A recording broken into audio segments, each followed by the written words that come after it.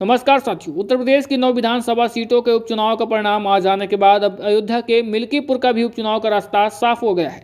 भाजपा के पूर्व विधायक बाबा गोरखनाथ ने लखनऊ हाईकोर्ट से याचिका वापस कर ली है।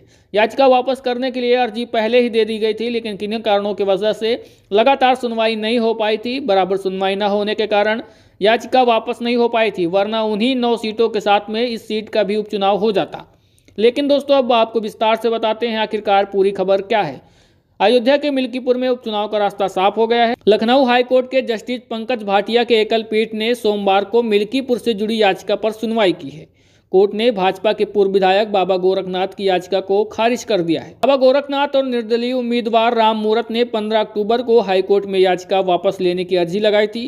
कहा था कि अब यह केस नहीं लड़ना चाहते, लेकिन हाईकोर्ट के ऑर्डर की कॉपी अब चुनाव आयोग को भेजी जाएगी। अब आयोग तय करेगा कि मिल्कीपुर का उपचुनाव आखिरकार अब कब कराना है और कब होगा। ये मामला 2022 विधानसभा चुनाव से जुड़ा हुआ है। मिल्कीपुर में सपा प्रत्याशी अवधेश प्रसाद ने भाजपा प्रत्याशी बाबा गोरखनाथ को लगभग 13,000 वोटों से हरा दिया था। तो वहीं भाजपा नेता ने आरोप लगाया था कि सपा प्रत्याशी ने चुनाव प्रक्रिया में गलत हलफनामा दाखिल किया और नोटरी के नियमों का उल्लंघन किया था। तो ऐसे में 2024 लोकसभा चुनाव में समाजवादी पार्टी ने अवधेश प्रसाद को अयोध्या के मैदान से उतारा। अवधेश प्रसाद चुनाव जीतकर सांसद बने, जिसके बाद मिल्कीपुर की सीट खाली हो गई और 15 अक्टूबर को चुनाव आयोग ने जब उपचुनाव की तारीखों का ऐलान किया तो उसमें मिल्कीपुर भी सीट शामिल नहीं थी।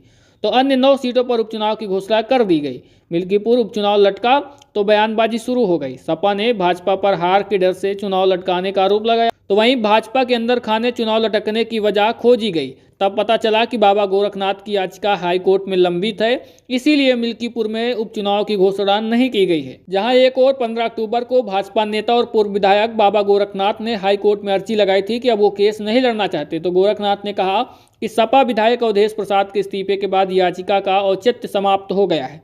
याचिका वापस लेने से मिल्कीपुर सीट पर उपचुनाव का रास्ता साफ हो जाएगा। वहीं भाजपा नेता और अन्य याचिकाकर्ताओं ने चुनाव आयोग से इस सीट पर अन्य खाली सीटों के साथ उपचुनाव करने की मांग की थी, लेकिन चुनाव आयोग ने मामला कोर्ट में होने के कारण से यहां पर उपचुनाव घोषित नहीं किया था। लेकिन दोस्तों, अब यह रास्ता साफ होता हुआ नजर आ रहा है। तो ऐसे में जल्द ही मिल्कीपुर विधानसभा सीट पर आपको चुनाव होता नजर आएगा। अगर इस सीट पर पिछले 3 परिणामों की बात करें तो यहां पर समाजवादी पार्टी ने 2 बार तो वहीं भाजपा ने 1 बार जीत दर्ज की थी। अब आखिरकार अब देखते हैं इस बार कौन सी पार्टी बाजी मारती है। आपको क्या लगता है, कमेंट बॉक्स में बताइएगा। और वीडियो अच्छा लगा है तो लाइक शेयर करना बिल्कुल मत भूलिएगा।